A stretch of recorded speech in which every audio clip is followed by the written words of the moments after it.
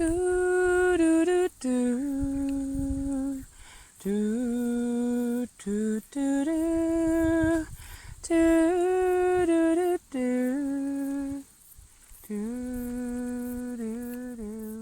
31e jour, bonjour. Eh bien, je vous retrouve après 3 jours de pause avec les copains du côté de Saint-Giron et d'un petit festival à Bonnac. C'était trop cool de faire la fête, de profiter des copains, d'arrêter de marcher quelques jours et de se reposer, de manger des trucs trop bien que je peux pas manger quand je suis en rando. Donc voilà, je repars avec plein d'énergie. Et comme voilà, niveau timing, je voulais être sûre de pouvoir arriver jusqu'à Banyuls, j'ai sauté 3 jours d'étape. C'est reparti pour l'aventure, du coup, en avant. 32e jour, bonjour. En gros, hier, j'ai pas marché de ouf. Je me suis arrêtée dans une cabane où il y avait plein d'autres gens, il y avait des gens qui avaient monté la tente à côté, etc. Et du coup, j'ai dormi dans la cabane, ce qui est la première fois quand même que je dors dans une cabane. Et donc voilà, chose faite. J'ai pas super bien dormi, honnêtement. Franchement, je dors beaucoup mieux dans ma tente. Je sais pas trop encore où je vais atterrir ce soir. Je vais voir comment je le sens en arrivant au plateau de Baye. Et puis on verra comment la journée se passe. En tout cas, je vous dis à plus tard pour la suite de l'aventure.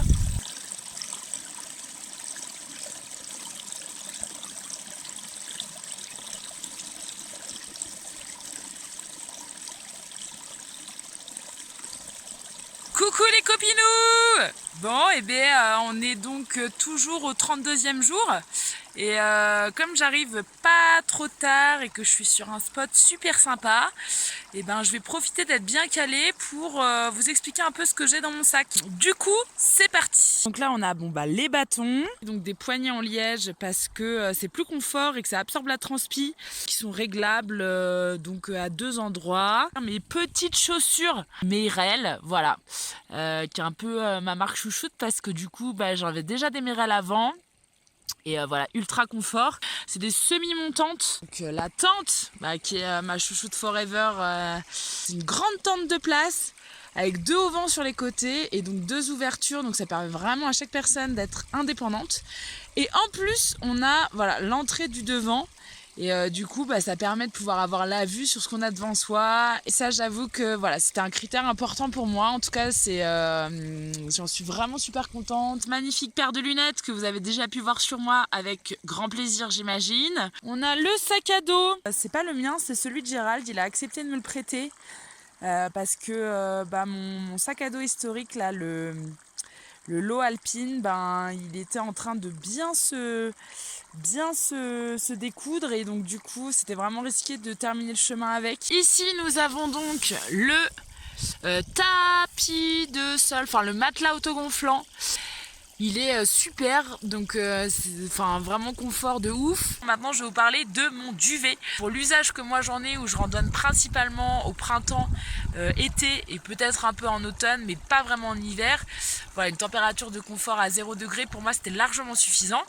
Il est là. Alors, ensuite nous avons donc cette superbe poche d'eau, voilà, donc qui fait 2 litres. Je trouve ça bien plus pratique qu'une gourde parce que ça permet de pouvoir boire de l'eau en marchant. Je peux peut-être vous parler aussi du filtre à eau que j'ai utilisé pour la première fois aujourd'hui, parce que c'est vrai que je suis pas quelqu'un de très prudent. Ça, c'est quand même bien de l'avoir au cas où, clairement, parce que c'est vrai que jusqu'à maintenant, je dis ça, mais j'ai été dans des endroits où j'ai trouvé vraiment des sources assez facilement.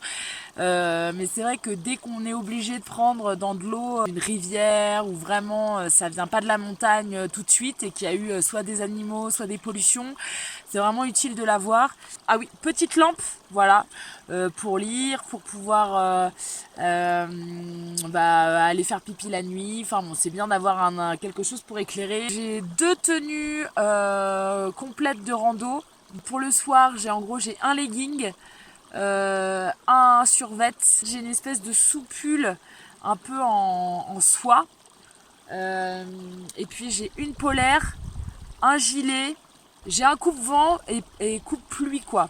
J'ai 4 culottes de sport. J'ai eu mes règles 2 fois pendant le séjour et j'étais bien contente d'avoir 4 culottes et pas 2, franchement. Donc, ensuite, j'ai un peu de cordelette au cas où. Voilà, notamment ça m'a servi pour pouvoir accrocher mon panneau solaire. Et franchement, une journée d'ensoleillement, quand je le mets sur le dos, ça me recharge ma petite batterie. Voilà, et ma petite batterie, elle me permet de charger peut-être 2-3 fois mon téléphone. Ça me permet vraiment d'être beaucoup plus autonome. Donc voilà, pour moi c'est un bon investissement, en tout cas. J'ai des sacs poubelles pour pouvoir mettre mes déchets au fur et à mesure. Faut savoir qu'en rando, même en refuge, ils prennent pas les poubelles des randonneurs, normal. Enfin, ils vont pas les redescendre eux-mêmes dans la vallée. Donc voilà, donc tout ce que j'achète et tout ce que je consomme en montagne, bah, je ramène mes poubelles aux premières poubelles trouvées. Donc voilà, donc des petits sachets, c'est quand même bien pratique, hein, histoire de stocker ça. Enfin, plutôt des sacs congélation, pardon, qui me permettent de foutre des trucs quand je les ai ouverts, ou voilà, du fromage, ou quelque chose qui fuit un peu et que j'ai pas envie de mettre directement dans mon sac. Bim. Alors, j'ai 2 pochettes. J'en ai une vraiment pour l'hygiène courante et une pour un peu tout sa pharmacie et trucs que j'utilise moins souvent. Il me reste quand même à vous montrer 2-3 trucs, donc j'y vais tout de suite. J'ai une espèce de pochette qui pèse en l'occurrence un peu lourd, dans laquelle j'ai mis tout ce qui est un peu lié à, j'allais dire électroménager, mais pas du tout. Trêve de plaisanterie.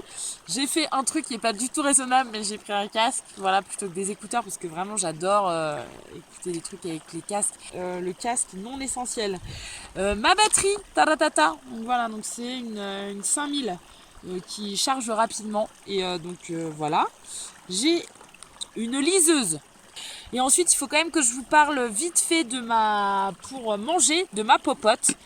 Donc en gros, j'ai une popote qui se présente comme ça. J'ai à l'intérieur, par contre, j'arrive à mettre mon petit réchaud. Donc qui est vraiment tout petit et que j'adore parce que du coup il se visse et il prend vraiment 0 place. Et pour moi ça, je vais carrément vous montrer l'intérieur parce que je l'aime bien. Après il commence à être un peu vieux, il faudrait que j'en rachète un. Alors, tadam, voilà, j'adore. Je l'adore, il est super. Il est super. Et voilà, et donc ça va avec sa cartouche de gaz qu'on trouve entre 5, voilà, celui-là 5,50. Alors ce que j'ai aussi, c'est donc un espèce de mini sac à dos. Et ça franchement ça m'est bien utile parce que notamment quand je vais genre à la rivière qui est un peu plus loin pour me doucher, bah ça me fait plaisir d'avoir un truc pour transporter 3 fringues et pas avoir à prendre le gros sac à dos ou en avoir partout. Donc franchement ça pèse rien et bon, après c'est un petit accessoire et c'est en additionnant les petits accessoires qu'on se retrouve avec un sac à 19 kilos. Ah oui, parce que ça je vous l'ai pas dit, mais mon sac pèse 19 kilos a priori, sans quasiment de nourriture dedans. Donc franchement, j'ai qu'un conseil à vous donner, c'est partez le plus léger possible. Donc moi je suis pas un exemple, donc je vous partage juste moi mon expérience à moi. Enfin j'ai vu des gens passer avec, genre j'aurais dit qu'ils étaient en rando à la journée. Les gens ils faisaient le GR10 en totalité. Donc vraiment je suis pas un exemple à suivre. Enfin moi disons que je fais ma petite rando confort pépère quoi. Pour quelqu'un qui dort en tente. En mode confortable quoi, voilà. Mais après c'est pareil, c'est une question de choix, c'est à chaque personne de voir un peu ce qu'elle est prête à porter, l'allure à laquelle elle a envie d'aller, voilà. Donc il n'y a pas d'option unique, chacun son chemin. Il me reste plus qu'à vous dire à bientôt et je vais aller tranquillement me doucher dans ce spot de rêve avant de manger. Ciao ciao. Do, do, do, do, do.